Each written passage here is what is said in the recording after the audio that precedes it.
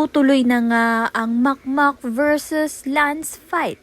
Kahit na nga pinipigilan ito ni Nonoy at ni Domeng na mangyari. Subalit may kasunduan na nga itong si Nadia at Kaloy nang makausap nga ni Kaloy itong si Nadia.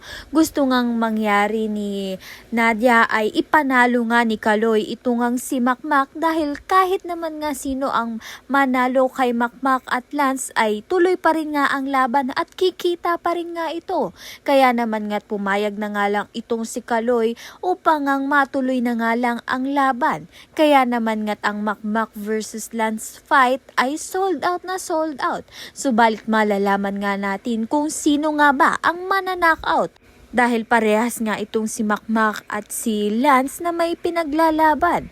Gusto nga ni Makmak na malaya na nga niyang mahalin itong si Chloe. Kaya naman nga't gusto nga niyang manalo. Subalit kapag nga natalo nga siya nito ni Lance ay hihiwalayan niya na nga itong si Chloe at hindi na nga sila muling magkikita.